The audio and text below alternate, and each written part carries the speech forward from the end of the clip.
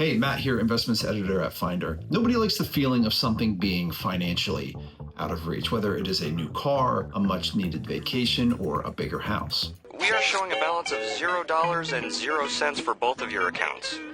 Oh. The same can be said for certain wealth building opportunities that have long been out of reach for most regular investors. This includes things like private market investments and even high share prices of individual stocks. Netflix, for example, is trading at around $1,100 per share as of early May 2025. But what if I told you that you could own Netflix stock without investing the full share price? And no, I don't mean breaking into a vault and stealing physical Netflix stock certificates. What is this? Die Hard? I know, they stole bearer bonds and Die Hard, and it's not the same thing. Come on, people. But I am talking about fractional investing. If you take a fraction of a second and hit those like and subscribe buttons, well then, yippee-ki-yay, mother.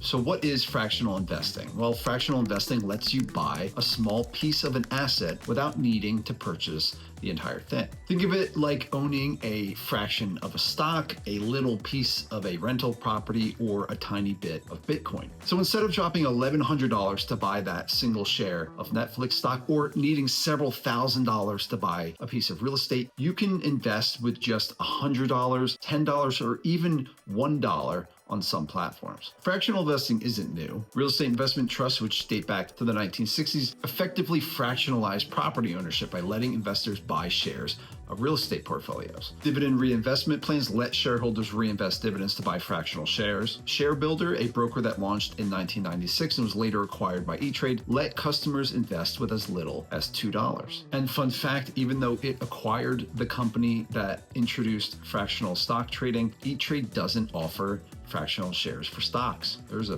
brain bender for you.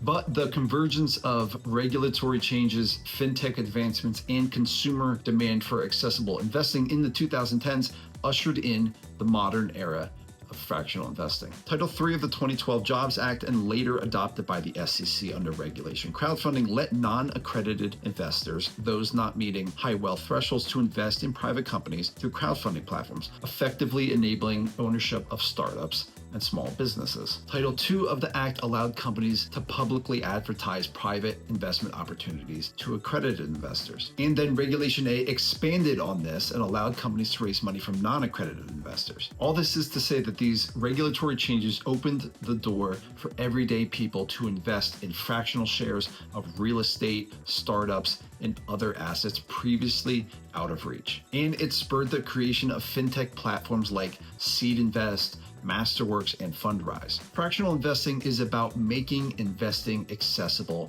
to everyone, no matter your budget. And by the late 2010s, fractional stock investing moved into the mainstream when just about every broker started offering it. Where can you do fractional investing? Well, I'm glad I asked that question. You can do it here, but not here or here. Fractional investing isn't just for stocks. Here's where you can get started. For stocks and ETFs, apps like Robinhood and Fidelity Investments let you trade with just $1.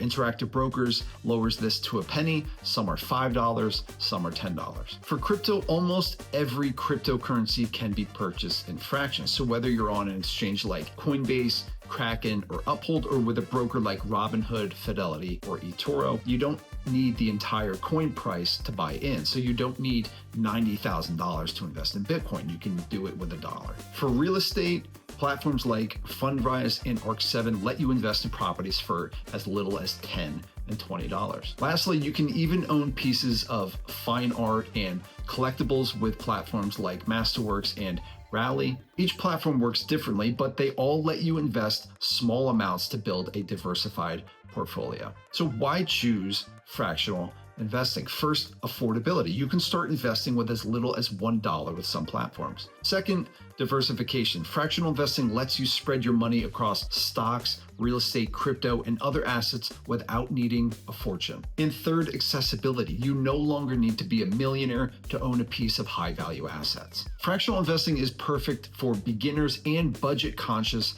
investors who want to invest but don't have thousands to spend. It's also great for diversifiers who want to spread their money across different assets, or anyone looking to explore new markets like collectibles, or fine wine investing. Fractional investing is great, but here's what to watch out for. Fees can add up. Some platforms charge for trades or asset management, so compare costs. Liquidity varies. Stocks and crypto are easy to sell, but things like real estate, fine art, or wine might take longer. Some assets have lockup periods where you can't sell for a certain amount of time. Not all assets are available fractionally, so check what your platform offers and always research. Fractional or not, all investments carry risk. Well, that's the scoop on fractional investing, and it really is a great way to start building wealth no matter your budget. If you want to explore more platforms for fractional investing, visit finder.com for our top recommendations. Got questions? Drop them in the comments and let us know what finance topic you want next.